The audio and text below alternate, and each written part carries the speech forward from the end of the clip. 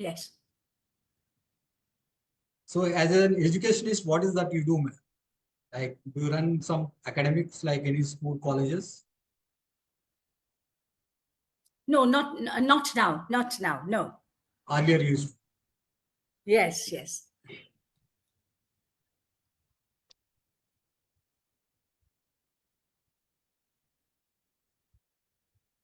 So most people like they don't get into interacting more like after these sessions go. So like some become friends and some they stay aloof.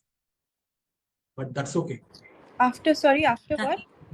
After the interview sessions, they stay aloof. Like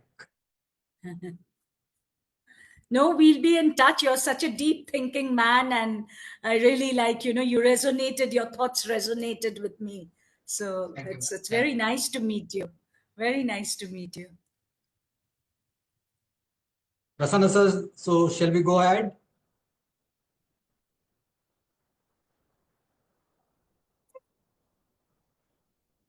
Yes, ma'am. What? Hi, good evening, one and all. Welcome to another interesting, interactive interview session of the interview.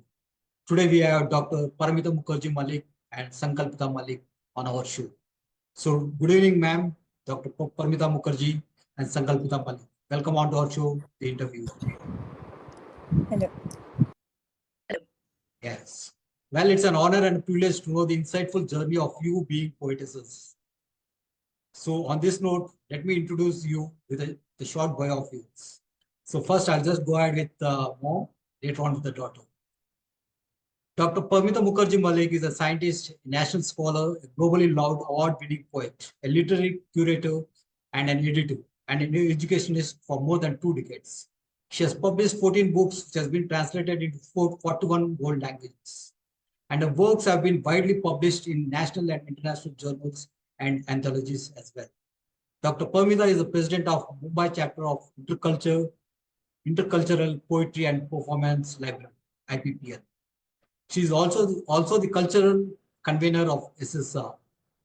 She has been awarded Sahitya Shri in 2016 and Sahitya Bhushan in 2018 and Poetess of Elegance in 2019 and Panorama International Literature Award in 2022 by the World Capital Foundation, Greece. So that's the short bio of Dr. Paramita Mukherjee.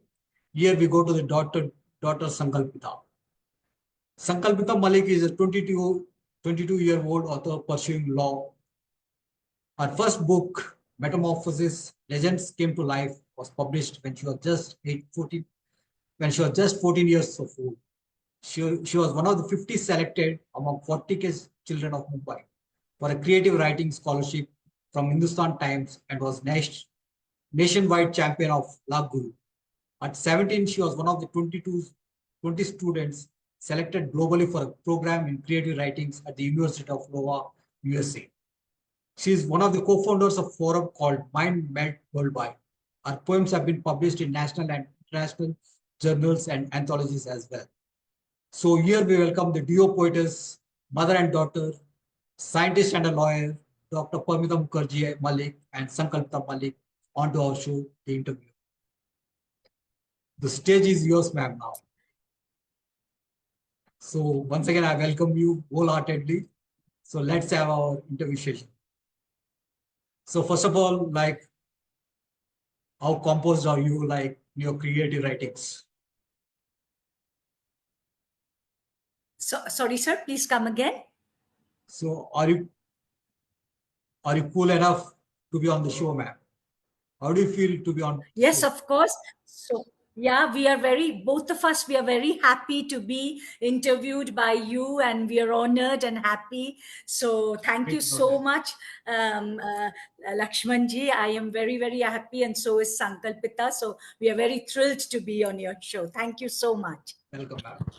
Thank you so much, Lakshmanji. This is a great honor. Looking forward to having this interview with you. Okay. Not only that, we have 2 different generations here. We have 2 different individuals. We have 2 different mindsets and 2 different personalities. As a mom and a daughter at one hand, and a scientist and a lawyer on the other hand. Yet being poetically taking on poetry on the same platform on one stage. Here we go with the questionnaire. Well, Paramita ma'am, like you being a scientist from science background, what made you to take up literature, especially poetry, which is an art form? And that's a wonderful question. I'd love to answer that. Thank you. Now, like initially, I was like, I looked at the world with the lens of a scientist. And Yeah, then I started looking at the world through the lens of a poet. And like we say in art form, poetry, I think, is the most beautiful because don't we say as beautiful as poetry? poetry. So even if a music is beautiful, we say, oh my God, the music is as beautiful as poetry. If we see a painting, we say as beautiful as poetry. So, I was quite fond of poetry always, but I was very busy with my scientific world.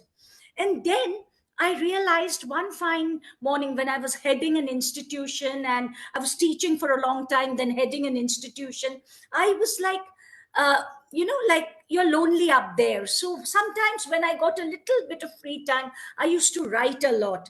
And then I realized I started writing poetry. And I don't know, one fine morning I saw my diary of poems were full. So I think Yes, that was the beginning of my journey as a poetry. poet and journey of poetry.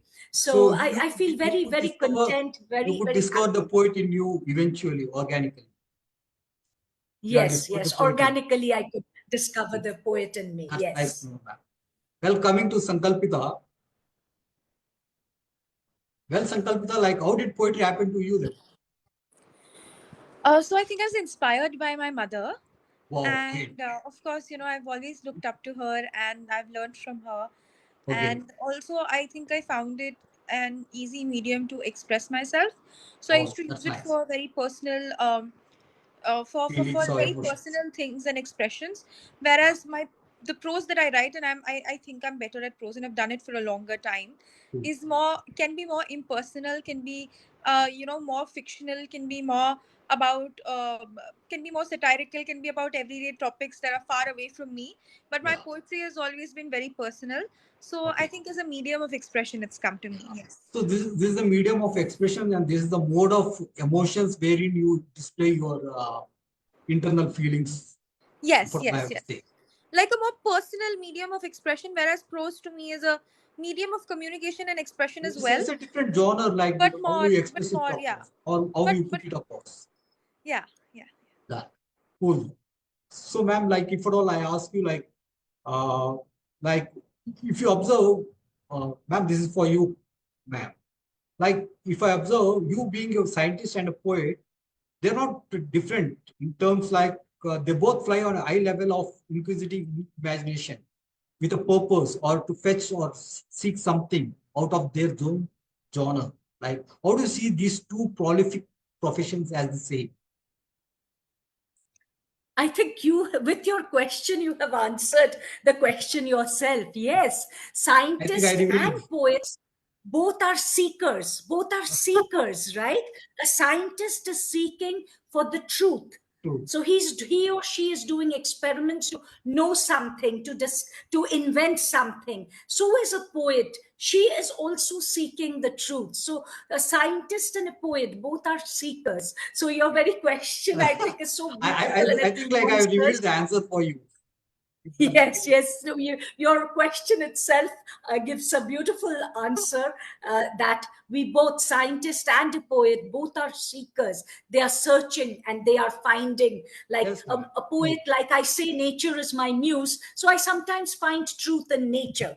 So then as if I was seeking something and I get it in nature. It's like that. Again, a scientist does Yes, ma'am. that too.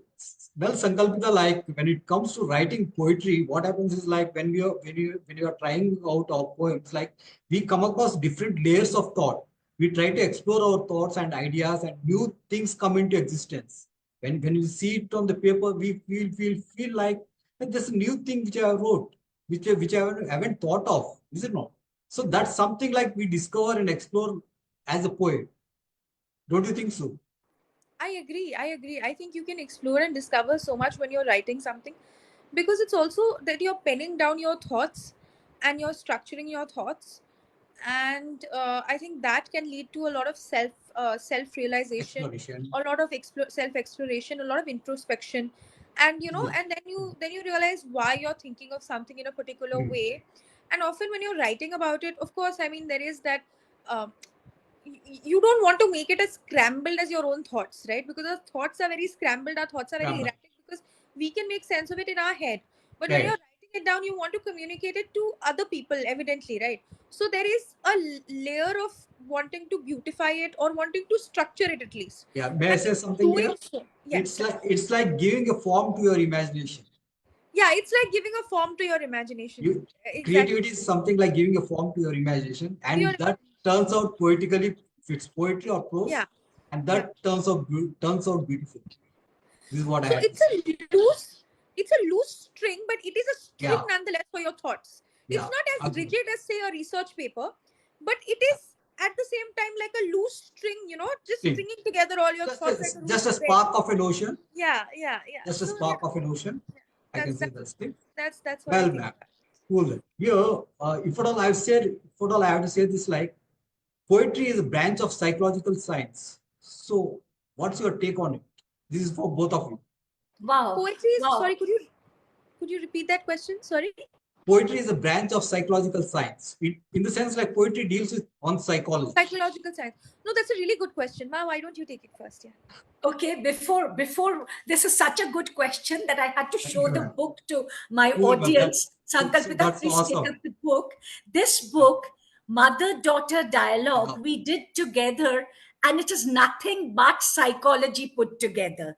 Agreed. Because Agreed. Accepted. because our psychological thoughts, me as a mother and She does it Sankalpita as also. my daughter, we put our thoughts, and thoughts is nothing but psychology. So we put our thoughts on a specific emotion, we put our thoughts on a specific situation we are facing, or we put our thoughts on love, how we find love. So it is nothing but psychology. So this Yeah. very book answers your question, that poetry is a psychological science. It is very much, because it deals with our minds, it deals with our thoughts, it deals with our emotions, it deals with our feelings. I had a thesis on this, like many people differed on this note, but I stuck to it. I took a stance saying like it deals with one psychology. So I have a small thesis on that. Later on, we'll discuss on that part, ma'am. So thanks for I think, accepting and acknowledging the fact. Yes, Sankalpita, you have something to yes, say on this note? yes. I was saying, I think it's a bearing of people's innermost thoughts, desires, and beings, right? So I think psychology as a study also deals with that, just in a different form, or for like the most naked picture of one's thoughts and the most naked picture of oneself, stripped away from the masks and stripped away from the Facades. walls that are put up around it otherwise. So I think poetry can be that, because that it is also one of the most sort of bare naked expressions of oneself as Yeah. expression. The um thing I can put it this way, like poetry reveals the inner self of yes, yes, you. Am I Yes, right? yes, yes, Yes, yes. ma'am. yes, yes, Poetry reveals the inner self of you, the inner consciousness of you, the yes, entirety of you, the wholesomeness of yes. Absolutely, absolutely. Well you. Cool, ma'am. said. Cool. So we'll just go ahead with the other question, ma'am. Ma'am, you began saying that like you're self-taught. When it comes to poetry, you're self-taught. So how do you get into poetry? So had you been trained in creative writing or something other? No, never, never. And like I think a few, sometimes we were having a discussion out of this program, like you Okay. yourself said, poetry is something which comes from the heart.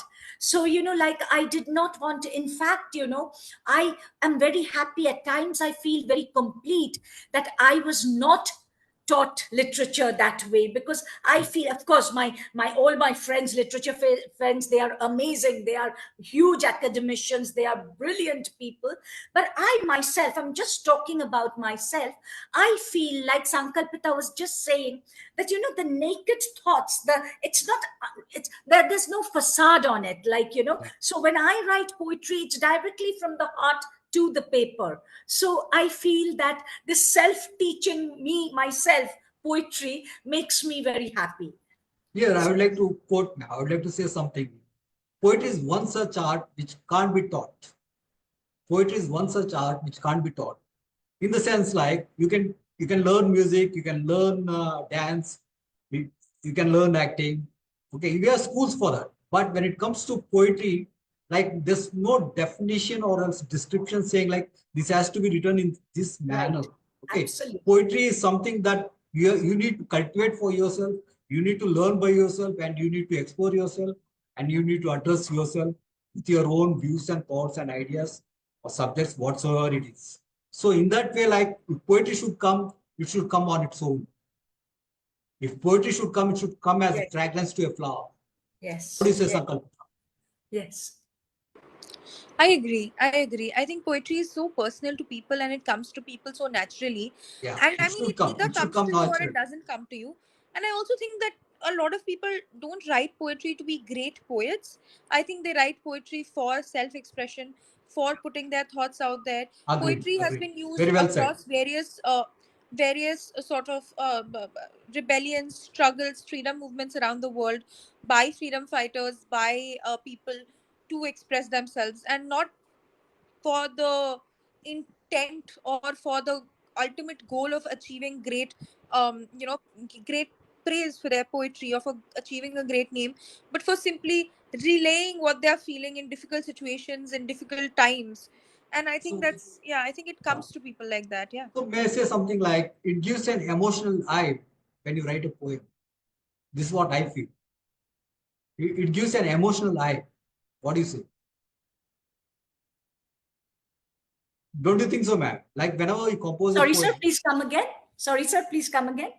whenever we write a poem, it gives an emotional light to ourselves. Like we feel something elevated. We feel Yeah. a super conscious Yes. stage. Yes. So that gives the impulse or that gives the inspiration for us to write better or better, to write Yes. something much more. No? So that's Yes. one thing. Well, going ahead, like well, Sankalpita, poetry is very much subjective for you. Like wherein do you choose a theme or put across your thought process, or how does it work out for you? This was That's, Sankalpita. yeah, that's a really interesting question. I Hmm. think I don't usually choose a theme. Usually I do it Nice. when it comes to me in certain situations. Like I had Naturally, written my, organically. yeah, very organic, very natural. I had written my first ever poems for my mother, I think, or I written my first ever poems about family, and it came very naturally to me. Then I wrote some poetry when I was in college, because obviously I was missing home, I was missing my life here, I was missing my family here. Then when I was leaving my hostel, I wrote a poem for my best friend, because obviously I know that I'm going to miss her and I'm going to miss my college life as well, right? So it's just like something that like comes naturally to me in moments Yeah. where I'm feeling an intensity of emotion that I don't want to sort of that I don't know how else to put down. But obviously for the book, the mother daughter dialogue, because Yeah. we've written a lot of poetry on similar themes, Themes. some of it has to has been manufactured in the moment where, you know, it's like if there is already a poem that mama has written on a certain theme, then I'll write on that. And obviously that's also like my real true belief, thought, and coming from my heart. But that's more like, okay, there's a theme and there's a deadline, and yeah. So you mean to say like rather constructive, it's a manufacture. Yeah, it's a little bit manufactured, but you know, it's manufactured in the way that that sugarcane juice is manufactured, in the sense that it's still all natural, but it's just Okay. pressurized a bit more. Yeah, Okay. But the output is pressurized. I prefer to take the sugar cane onto my tea. Okay, Yeah, rather than yeah, juice. yeah. So So that usually I prefer that too, but then when you have a deadline, that's a then you use mechanical the pressing process, and machine. it's here we have organic process. Yes, yes. So that's the difference. So, Well, so, so, sir, can I add something with please, this? please. So, like when Sankalpita said, since she writes, I have to write much more, like, Okay. because we get themes, we get topics. So, initially, like her, I used to think, how can I get a topic or a theme and then write about it? Mhm. But now it has become a habit. Like, whenever Okay. a theme or a topic comes, I think organically it comes to me, Yeah. a very new type of, just like a seeker. I Yeah. get a theme and then I try to seek. Mm. And whatever I'm seeking comes to me. Like True. Rumi had said, like Yeah. whatever you're Whatever you seek, seeking is seeking that you. seeks So you. it happens. It happens then. That's nice, man. Like, if poetry should come, it should come on its own. Like John Keats says this, like, if poetry should come, it should come as leaves to plants. If not, not at all. He Yes. says Yes. that, like, if not, not at all. Not at all. So Yes. that organic it should be. Like for many people, like it's a mechanical thing, like where they like dig up thoughts or else read something to with AI or else, you know, with I some actually other have a tools, thought. and they try to explore certain themes. That's they do.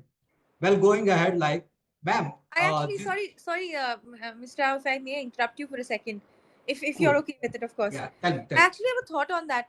I think putting deadlines or taking like certain themes is still organic because you're still Okay. working off of something.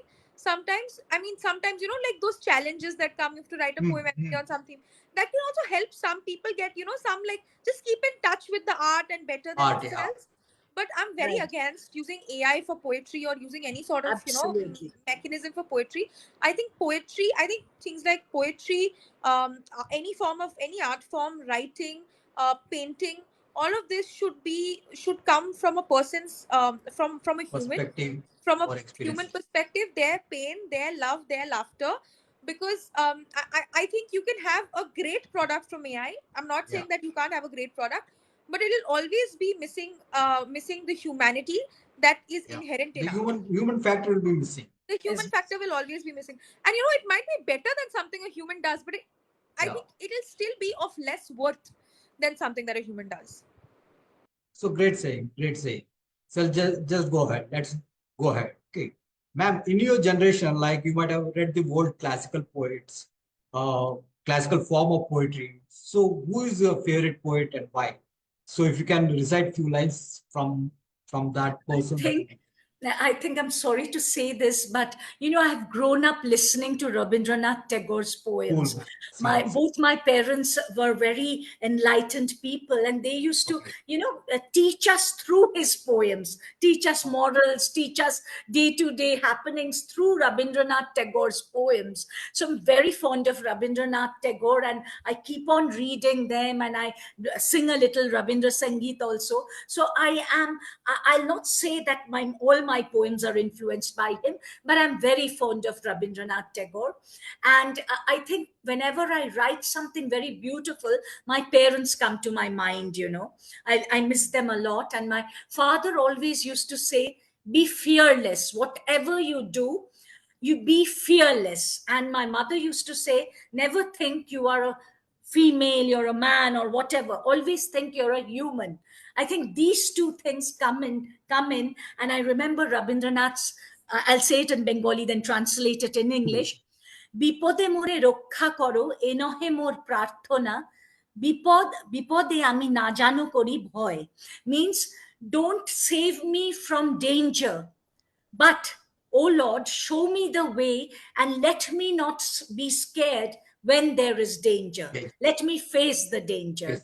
So I think these tiny little quotations and words of Yeah. Rabindranath are always in my mind because I tend to listen to my parents talking to me when I was a child. So Well, Sankalpita, like who is your favorite author and poet or a poetess?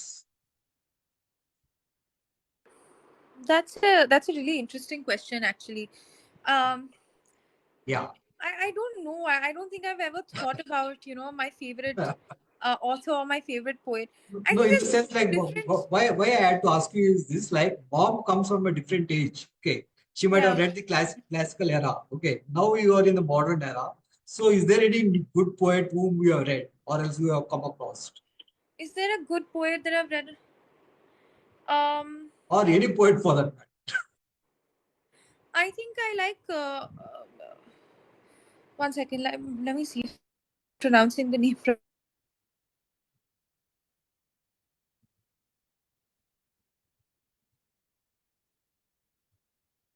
I believe like you are saying Nazim Ezekiel.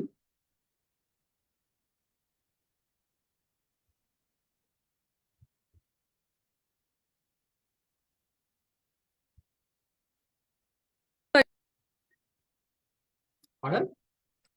Sorry, unmute yourself. Unmute yourself. Sankalpita, unmute yourself. We can't hear you. Sorry. Hello. Hello. Yeah, Yeah. I'm yeah, so go ahead. sorry. I was rejoining for a minute. I'm Yeah. so sorry, Yeah. everyone. Yeah. No, Khalil Gibran's poetry has really resonated Khalil with Gibran. me. Yeah. Yeah, of course not. I mean, of course, he's a timeless poet, but I think his poetry has really resonated with me. I think some of Mahmoud Darwish's poetry. I think Faiz Ahmad Faiz, obviously a Correct. timeless classic. And True. it's so funny because Faiz Ahmad Faiz has a poem on Delhi, and a friend gave it to me in Delhi. And so whenever I read that poem, the translation, of course, it kind of takes me back. So yeah, and So I think that's I love like everyone. I love Frost. I love Keats. I love Rabindranath Tagore. He's of course my all-time favorite as well. true. Yeah. So, Sankalpita, this is for you. In the current generation, I've seen many fashionistas.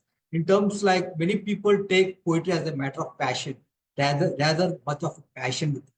They don't have passion for poetry. It's just like they just want to know the other world, like they write poetry. They want a little bit of fame, sort of thing. So they are, for me, I call them as fashionistas. Okay. So what's your take on poetry as a passionate person, or it's like how do you deal? I think I think it's a very interesting phenomena because I don't think it's restricted to just my generation. I think hobbies have been taken up for external validation for generations. There was the time where men used to pretend to play musical instruments or the guitar or something to woo women.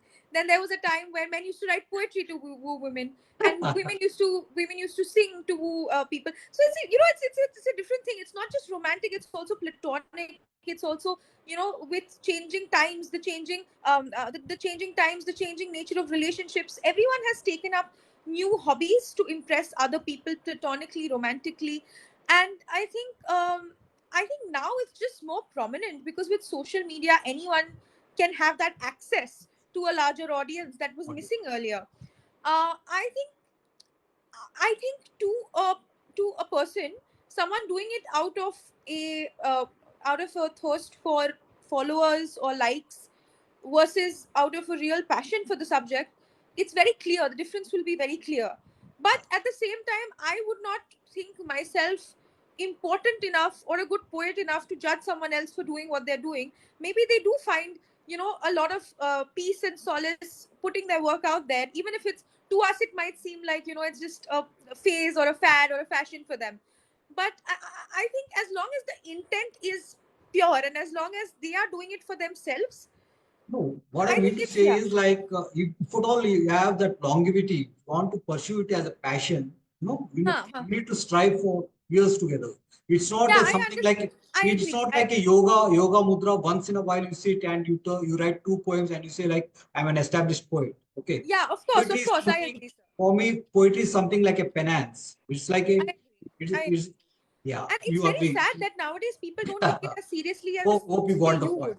Yeah. So going I'm ahead, so like sorry. yeah. I'm So so we'll sorry. I go. hope I didn't interrupt you. I'm so sorry. It's just that the connection got crossed this thing. I hope I didn't interrupt you. Okay, that's okay. Cool. We'll go ahead with the next question. Okay. Okay. Well, this is for both of you. Firstly with mom, ma'am. Like prose is descriptive and it comes in detailing. Okay, while poetry is concise, creative, and constructive. So where does your poetry lie in your own words? So describe your style of poetry in your own words. I have a fascination for rhyming. I Okay. have a fascination for rhyming poet. poems, because I think, when I was a child, I used to love those rhyming poems. You'll see all classical poets, whether it's daffodils or Robert, like every Robert Frost or whatever, all the big poets, they used to rhyme. So I don't know, I have that fascination of rhyming poets, rhyming my poems and rhyming poetry. And again, you're talking about only prose and poetry, right? Not about emotions. So I have to constrict myself to that. So rhyming, I love. And again, it has to be metaphorical, of course, good metaphors, good examples, good, yeah. But again, I am very, very, very strict on something.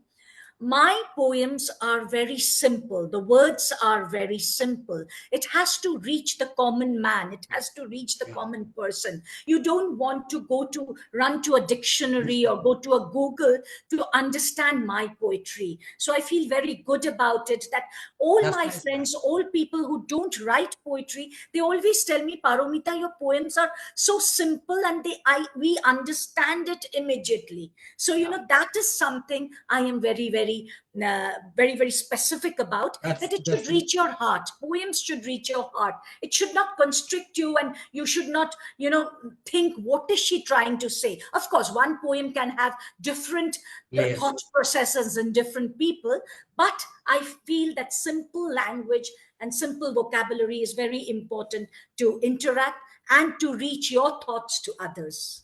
So in simple terms, if at all I have to put it across, it has to touch one's hearts and mind. Yes. Yes. Well, Sankalpita, what do you have to say? Um, Mr. Rao, do you mind if I just finish my answer to your previous question in like 1 minute and then continue with this Cool, question? go ahead. Cool, go ahead. Cool. Okay.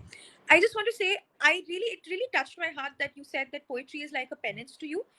And I hope that, especially people in our generation, as we grow up, there are people who believe in it in that way and keep the legacy going forward. Because without people like you, there wouldn't be people to promote and curate and, the art form, right? And I hope that some people, as you said, the fashionistas who got into it out of a fashion trend or fad, I hope they grow to love it and understand it, and eventually, poetry sort of Comes to them. helps them. Poetry Yeah, comes to them, and eventually it becomes a thing they do out of love and passion. Because I think it's a very, I think for anyone, it's really sad to do things to be popular or to be famous or to be this thing without actually There are wanting many, the there are thing many, that there you're are doing. many. There are many fake poets. And and if you don't know, like I would say, there are many plagiarists as well. Sorry? English poet plagiarists. Plagiarist in the sense like a person who copies the another Yeah, person's. yeah, Plagiarism. yeah. Yeah, plagiarism is absolutely wrong. In fact, I Absolute mean, it's no. legally wrong. There are many. It's Legally legally wrong. wrong. And yeah, Well, okay. Now coming to your second question, Mr. Rao, yeah. which was on, While poetry I is think concise, my creative, form and of constructive. poetry. Yeah, Sorry, say, go ahead. my form of, I, I think it's more of a prosaic form of poetry for me. I think it's also,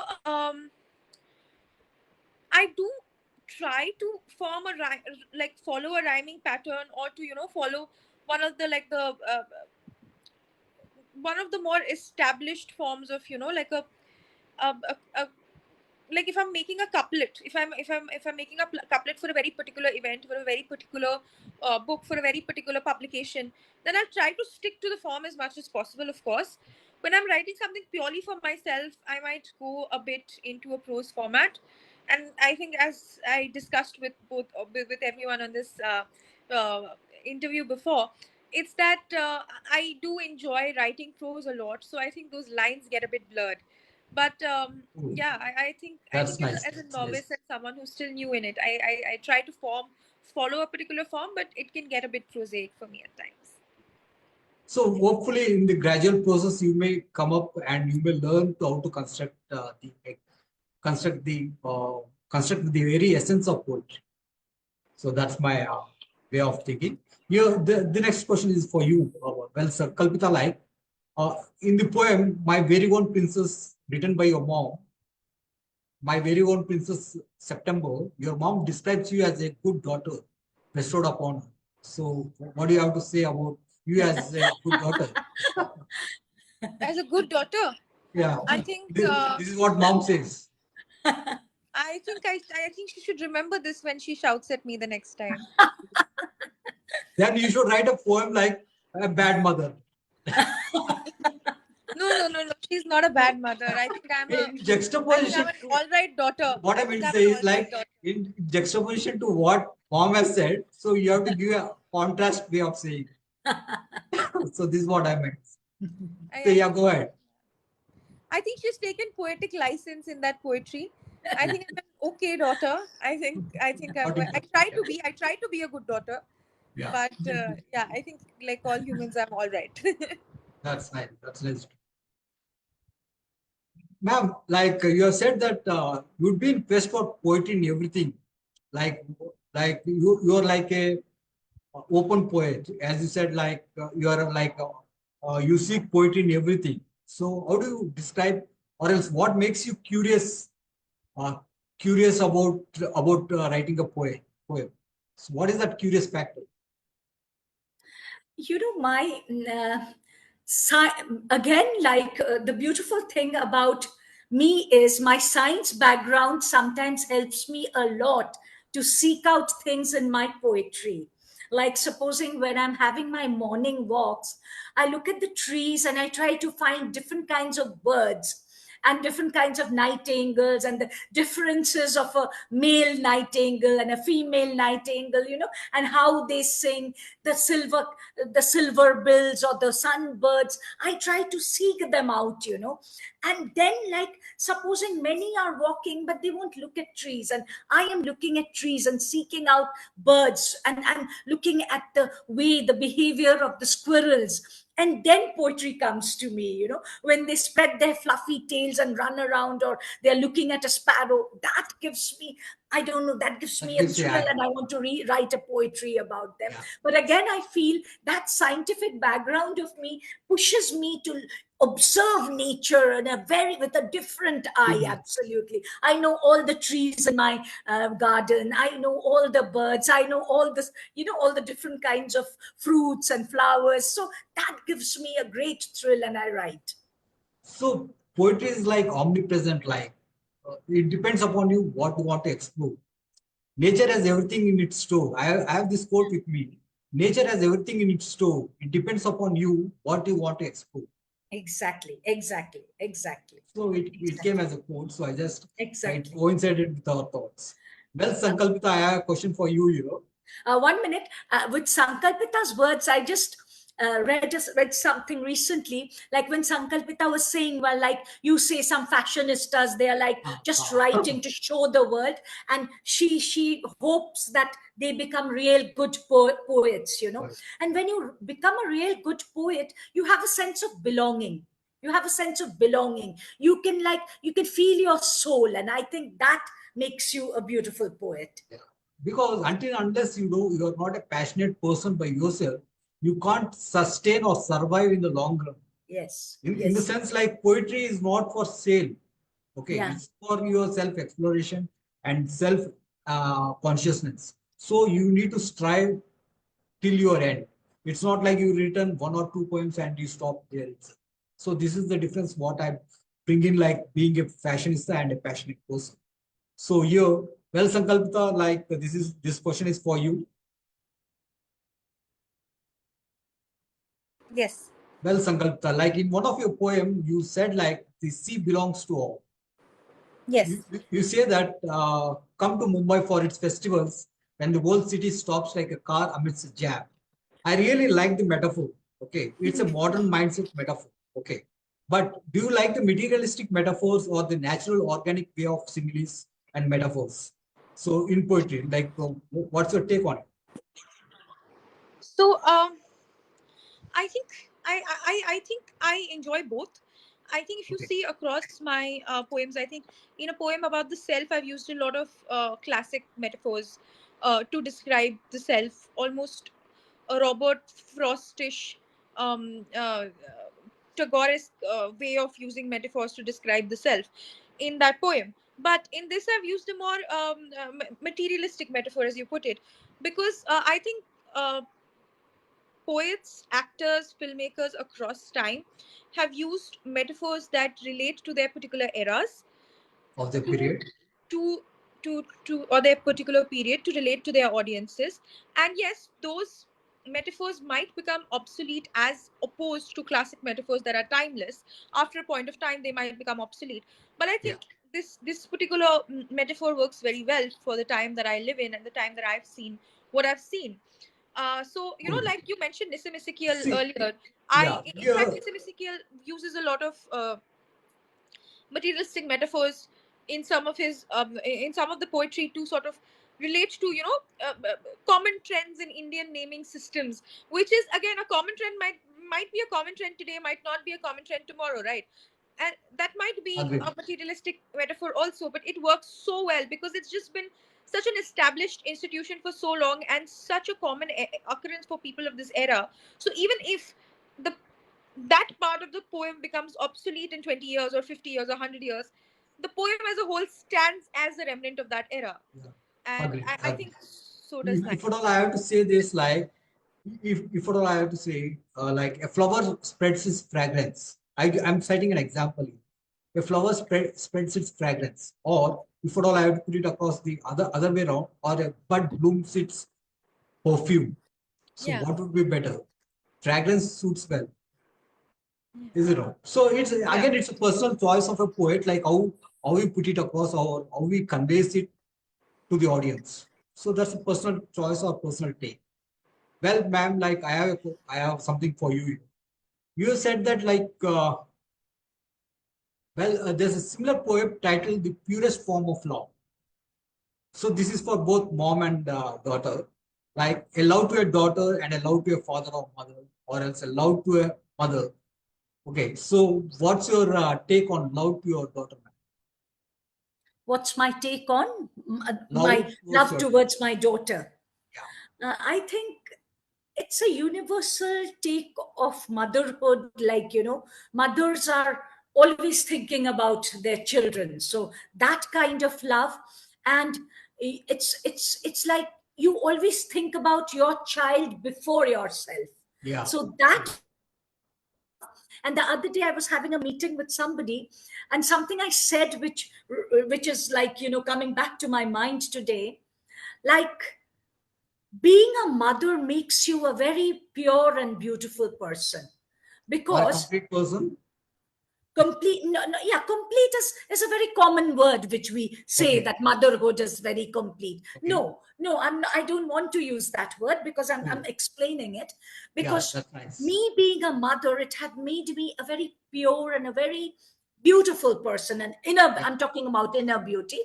Because as a mother, I had always wanted my child to give good morals, good morals, good examples. So, like, I've become very conscious that everything I do, my child is looking at me. yeah. So I should be a very good example Example. also. So I I believe like feel, this is where Sankalpita took the poetry from you. yes. Yeah. So So so that's so that's nice why, to know. yes, That's so really that's why I feel that I have become a very beautiful person person. after I became a mother. So Other. a very special kind of love towards my Yeah. daughter. So well, Sankalpita, like what's your take on mom's love? I mean, no take as such. I'm very happy to have a mother like that, Okay. who is tried to be just better as a person for her Okay. child.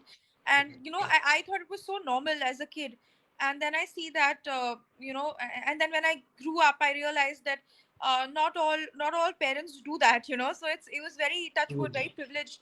I was very privileged to have that in my life, and I think I try to be a better daughter, to reciprocate Uh, that love and to honor that love. that was a lovely answer. Yeah. That's a lovely answer. Well, we have come to a fag end, like so coming to a conclusion, like so how do you feel like being onto the show? Sankalpita, you first. You go first. I think I enjoyed this a lot. Just very Cool. unique, interesting questions. Really, uh, did almost a deep dive into our bond as a mother and a daughter in like in a very short time. Yeah. Kept it crispy and very bite-like and very very interesting, and never a dull moment. So I really enjoyed. Thank you so much, Yes, Mr. ma'am. Thanks a lot. How over It to you, was ma'am. it was so nice because I think your questions were so well thought out, and Thank you, ma'am. it like touched the chords of my heart. Like, I really wanted to bring out what I have inside me, my Oh, yeah. thoughts. And like Sankalpita said, a beautiful mother-daughter bond. And I'm sure all mothers and daughters will be with me that, this is a very special kind of bond where, and you have like, you have shown beautiful light on it. You have thrown beautiful light on this mother-daughter relationship with your beautiful questions. So thank you Uh, so much. thanks a lot, ma'am. That's an honor and a privilege to have you interviewed here.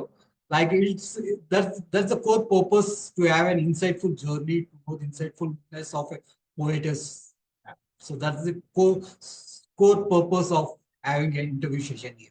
Thanks a lot, ma'am. Thanks a lot, Thank you. Sankalpita, once Thank you. again for Thank you being on to so my much. show. Thank Thank you you, Welcome. so Mark. much. Thank you Thank so you so much. much. Next time we'll Have have a a good evening. Have a Have good a nice evening, all night. of Have you, a nice audience. night. And And thank yeah, you, sir. everyone in We'll the keep audience, in thank you touch. so much thanks a for lot. joining. Much love. Bye. Bye, bye, bye.